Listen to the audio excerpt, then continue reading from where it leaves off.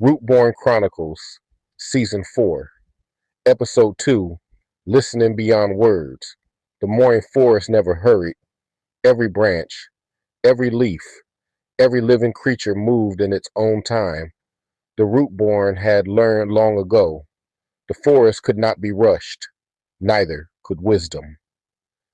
Earlier that morning, the great lowering basket rested beside the outer platform. Shelia stepped quietly toward it. One of the rootborn tending the platform looked up and smiled. Going down again? Shelia nodded. If you don't mind. The rootborn secured the basket. Ready.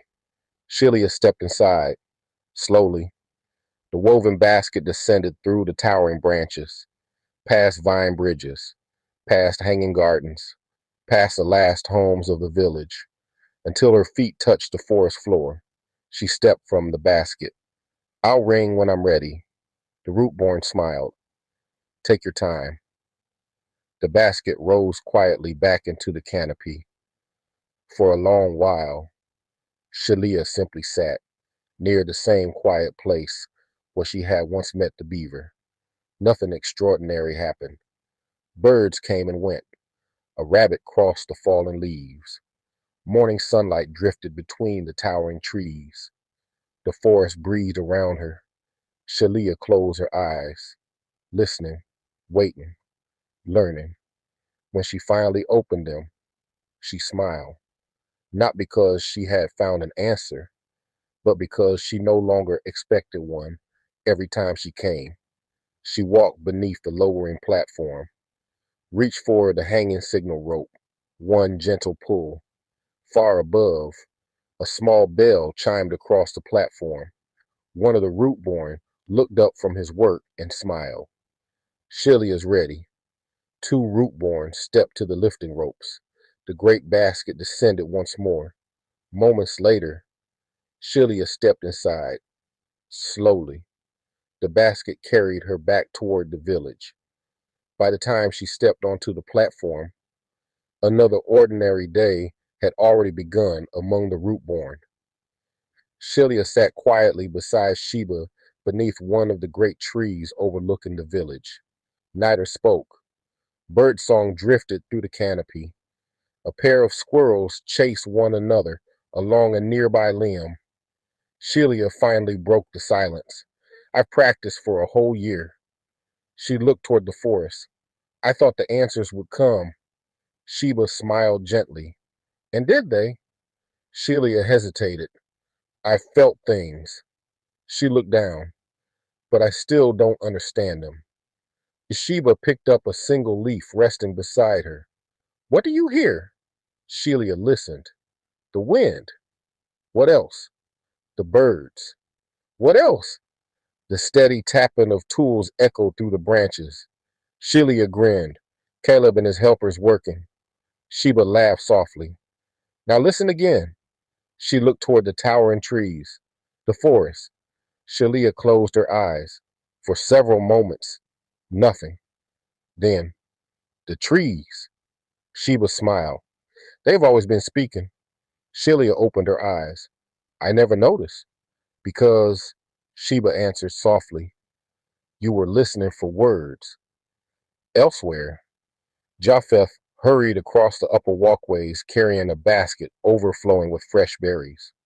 Seth caught up beside him. Don't lose those berries like you always do.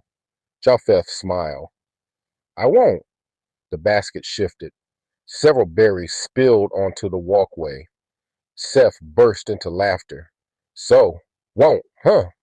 Both brothers knelt together, gathering the berries before anyone stepped on them. Nearby, an elder chuckled. Working together weighs less. The brothers smiled. Far from the village, Enoch prepared a small group of young hunters for a short scouting trip.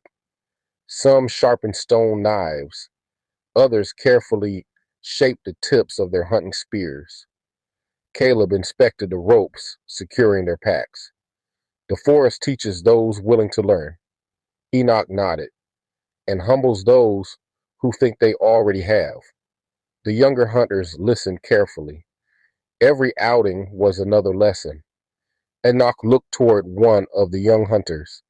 Go ask Sheba if our hunting food is ready. Yes, sir. The young man hurried back toward the village. That afternoon, Shelia wandered alone, not searching, simply listening. A small robin landed nearby. His head turned quickly from side to side. Shelia watched quietly. She felt curiosity, then, suddenly, unease. The robin flew only a few branches away, then looked back. Shelia followed, only a short distance. Beneath a fallen limb, another robin struggled, one wing trapped beneath tangled vines. Shelia knelt, carefully lifting the branch. The injured bird fluttered free. It rested only a moment before taking flight beside the other. Together, they disappeared into the forest. Shelia remained where she was. She smiled. I didn't hear them. She whispered. I understood. That evening, Sheba listened as Shelia told her everything. When she finished, Sheba nodded. The forest didn't give you an answer today. Shelia frowned. No? No. It gave you a lesson. What lesson?